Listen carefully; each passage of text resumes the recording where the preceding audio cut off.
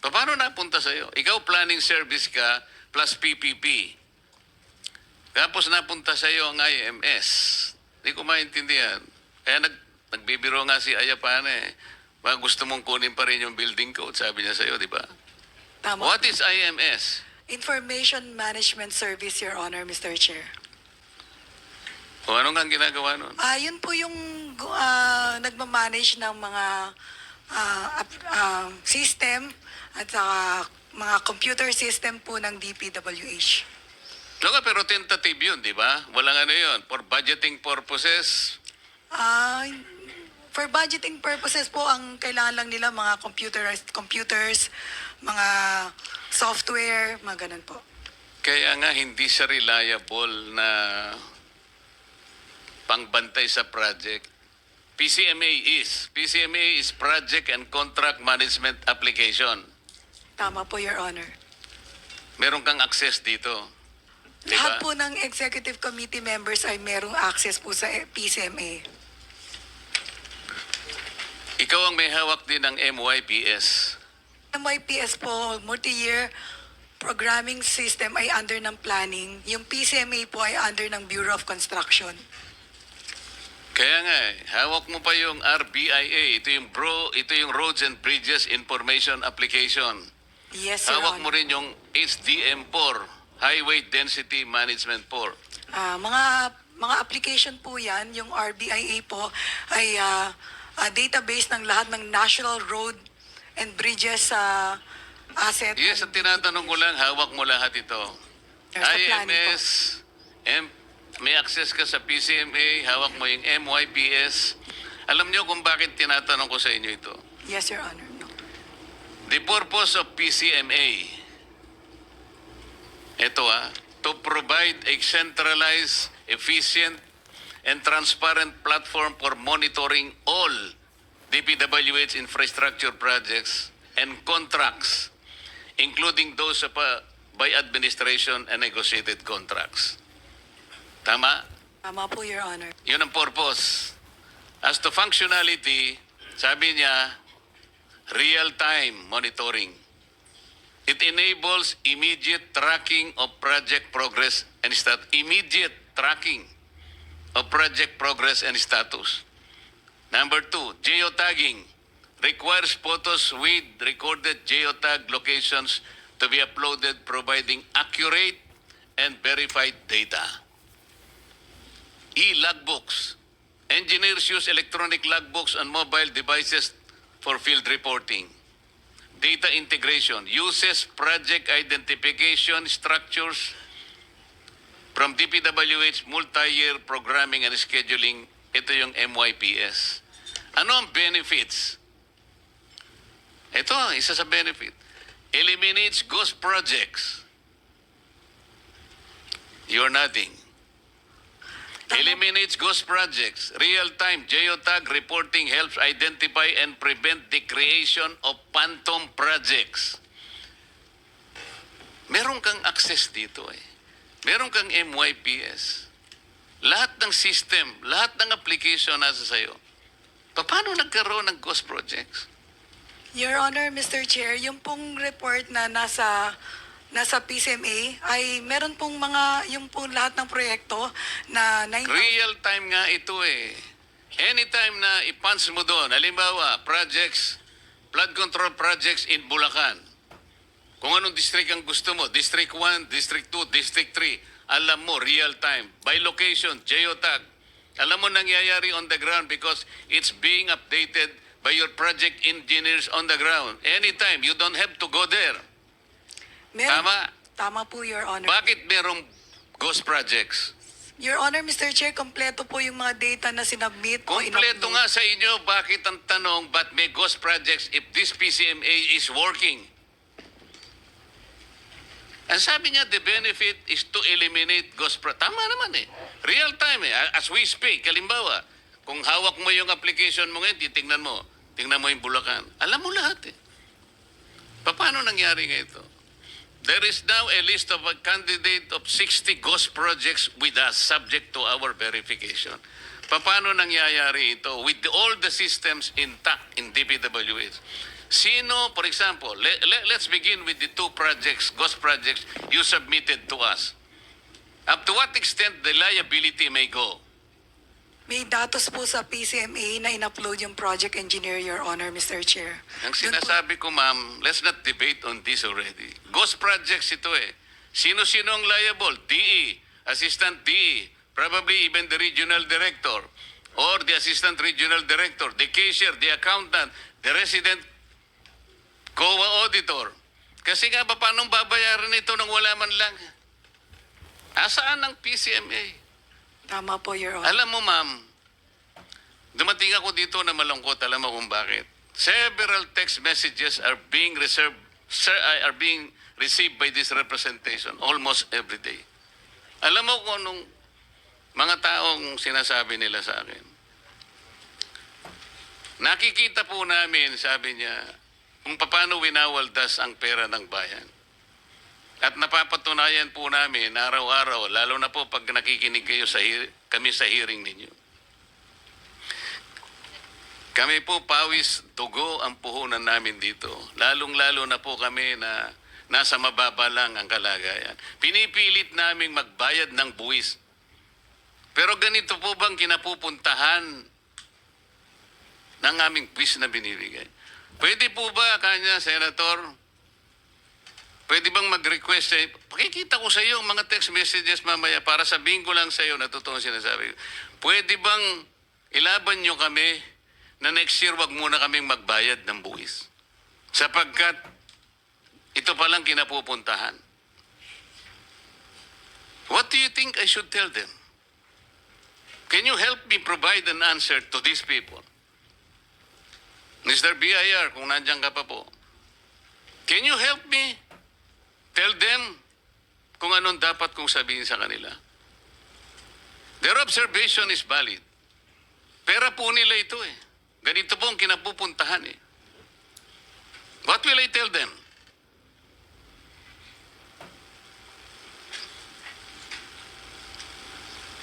Yes, ma'am. Baka gusto mo sumagot.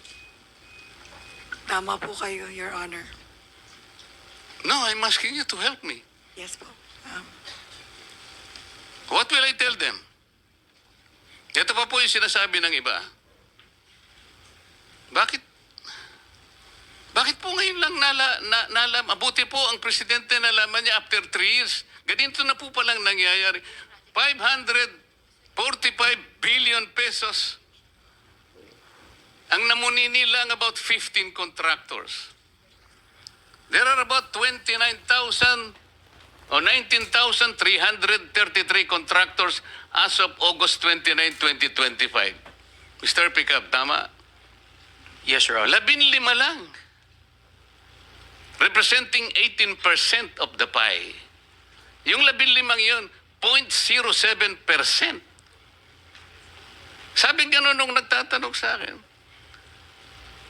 Eh ano pong ginagawa ng mga taong dapat nagbantay po sa kaban ng bayan? Nandyan po ang ombudsman, nandyan po yung DOJ, nandyan po ang NBI, nandyan ang CIDG. Eh bakit po ayaw nilang tulungan ng presidente? Mabuti po pala siya, nalaman niya. Paano po yung mga taong kinakasangkapan na ng opisina niya, nakatakot-takot na intelligence funds ang binibigay sa kanila, confidential funds, para sa ganun bantayan lang ang pera ng bayan? Katulad halimbawa po, ang pulis. Ang pulis po alam nyo sa batas nila ngayon, hindi lamang public order but also public safety ang nakalagay. They're bound to serve public safety. Ano po ibig sabihin nun? Sa tingin ko po, dapat i-report nila yung open drainage. Kasi maaaring madisgrasya yung naglalakad in open drainage. O kaya busted yung street lights. Medyo maraming kriminal na doon. O kaya clog yung... paano pa yung flood control? Diba dapat? Maraming magbabantayan dito. Bakit po kanya hindi na po nagbabantay? Mabuti na lang nalaman ng presidente, kahit nahuli na pero nalaman pa din natin. Anong ginagawa ng mga tao? What am I supposed to tell them? Anong sasabihin ko sa kanila? Alam mo, gusto ko sabihin sa kanila, mga kababayan, alam ko pong malungkot kayo. Alam ko pong nagdaramdam kayo. Masakit po ang loob nyo. Ngunit sana po ay wag na hindi po kayo magbayad. Tuloy pa rin po ninyo. Pagtulong-tulungan po natin ito. Kasi po marami ring lalo po tayong lulubog. Hindi lang mga flood control ang pinagpupuntahan ng ano nyo eh. Pati protection natin, pati si PhilHealth, pati po sa education, lahat po eh. Sana masabi ko lahat, sana maniwala sila, sana hindi sila magalit sa akin, sana tanggapin nila ang sasabihin ko sa kanila. Pero kayo po dapat eh. Kayong nahaharap dito eh. Do you have anything to say? Yusek Kati. Your Honor, tama po lahat ng sinabi niyo. Wala po akong masasabi. Kahit ano, wala kang gusto sabihin. Yun pong PCMA kasi... Kasi ang gusto ko sana, tingnan mo na lang ha. Kasi wala yung DBM eh. I-reserve ko na lang sana yung tanong ko eh. Bakit po yung... Meron po bang DBM dito? Yun pong DBM, magsasuggest po ng ceiling ng NEP sa DPWH. Tama po.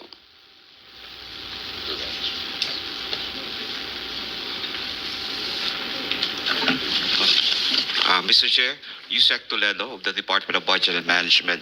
So the process po ng ating pagbigay po ng ceiling, we have two-tier budgeting approach. Para doon po sa tier 1 na Sir, ang sinasabi namin. tinatanong ko lang po, ang DBM ang nagbibigay ng ceiling sa DPWH.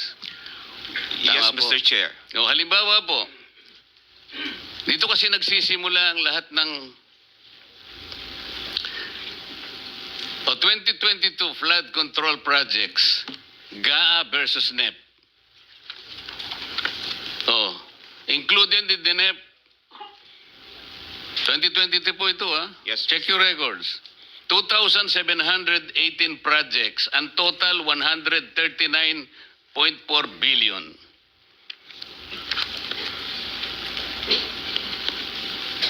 Yun pong hindi nasama sa NEP, 1,347, 69,509, 69.5 billion. Bakit po nagkakaganon? Bakit ang lalaki po ng... So grand total, 208.9 billion. Eh samantalang nilagay nyo lang, 139. 2023, ang NEP po ninyo, 154.4 billion. Ang naging total, 280.6 billion. Ang wala sa NEP, 126 billion. Okay, kung isasama pa natin ang unprogram, 25.2 billion. Bakit po kayo pumapayag sa ganun? O 2024, bilisan na lang natin. NEP, 170 billion. Wala sa NEP, 178 billion. So, ang naging total, 349 billion. Hindi pa kasama yung unprogram pa na 85.7 billion. 2025,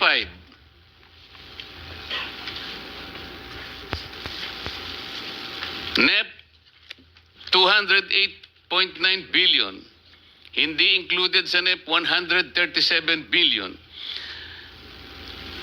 So tingnan po ninyo, sir, Yes, sir. sa 139 billion worth of flood control projects, in-increase ng Congress by 50%. Kaya ang GAA nagkaroon ng additional 69.5 billion. Pwede nyo bang ibigay sa amin ang breakdown kung anong probinsya ang pinaglagyan yung additional na 69.5 billion? Alin-alin yung tatlong pinakamataas na probinsya nang nakakuha ng dagdag na 69.5 billion? Sino po ang nag-receive ng pinakamarami dito sa 69.5 billion. Gaano karami dito ang merong SARO? Ganito po yung gusto namin itanong sa inyo. May I answer, Mr. Chair? Yes, Mr. Chair, we'll provide you with the list of the SARO that we have released. As a matter of fact, all the SAROs po na release po ng DBM is already available on the website. But just the same, we'll provide you the list of those SAROs, Mr. Chair. Ito po ang tinatanong namin. Ito po yung ceiling lang ninyo eh. Bakit po biglang lumaki? Minsan doble pa. Sino ang nagmamanipulate nun? Paano nai-increase yung NEP na binigay ninyo? Yeah, Mr. Chair, as to the changes and amendments of the budget, we would like to inform you that the job of the DBM po will end the term of the preparation of the budget once we submit the NEP.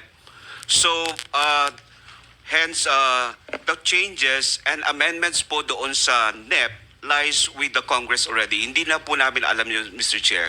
So, it's with the Congress already because... as Hindi we po say- ninyo alam kung sino yung mga lumapit sa Congress para po madagdagan po yung ceiling na binigay nyo. Yun po yung gusto nating malaman eh. Alam po namin yun sapagkat nagtagal din po ako sa Congress eh. Bagamat hindi naman ako kasali doon sa mga... Sino-sino po yung responsable na lalapit? Halimbawa sa iyo, Yusek, ikaw ang kauna-unahang nakakaalam kapag ka na-approve na yung GAA at ilan yung nadagdag na mga singitan dyan. Ikaw ang opisina mo ang kauna-una na sapagkat ikaw ang planning service. Tama o hindi? We know that, Mr. Chair. Hindi, Just to... tinatanong ko si Yusek. Ay, okay. Sorry. Tama po, pagka natanggap po namin. Tama, yung di ba? pag Pero natanggap po- alam mo din kung sino yung parating mga pumupunta sa opisina mo dito sa mga insertions na ito. Dito ako interesado. Your Honor, Mr. Chair, yung pong nangyayari sa budget deliberation hanggang after the NEP, hindi na po kami participant pagka ho na-defend na namin yung budget up to the plenary. Hindi ganon. Alam ko yung trabaho mo eh. Yusek ka ng planning service. Yan manggagaling lahat yan. Hindi naman ma-operationalize yan ng hindi. Diyan nakakarga lahat eh. Sa opisina mo. Ikaw ang merong responsibility dyan. Kaya alam ko kung sino-sino ang lalapit sa'yo. Your Honor, Mr. Chair, yung National Expenditure Program po, yun po yung manggagaling sa ahensya. Yun pong General Appropriations Act, hindi na po namin alam kung paano po nadagdagan ng DPWH at nabawasan yung ibang naming programa. Ibig mong sabihin, hindi mo alam kung sino ang pumasok sa kung paano napunta yung insertions? Yun po, Paano kung maipakita ko sa'yo na may kinalaman ka? wala po. Not necessarily na ikaw ang gumawa. Ibig ko sabihin na nalalaman mo na nangyayari ito. Posible po, Your Honor, Mr. Anong posible? Hindi mo ba alam na nangyayari ito in your presence? Ikaw kasi ang gagawa eh. Sir, Your Honor, Mr. Chair, in our presence po ng ahensya, hindi na po kami kasama. Pagka ho na-submit na sa Bicameral Conference Committee, yung naaprubahan na, ayun pong House Gab. No, sige. Yan sagot mo kasi tatapusin ko lang itong mga kasama ko kasi baka magtagal lang ako, magalit na naman sa akin, Senator Bato. Meron kang... Senate President. Thank you, Senator Erwin. Nasa na si Ma'am Sara? Okay. Sige, bago ko punta si Mr. Teka, boss, sandali lang. Bakit hindi naka-upload at hindi available ang PCMA ngayon? Pina-check ko.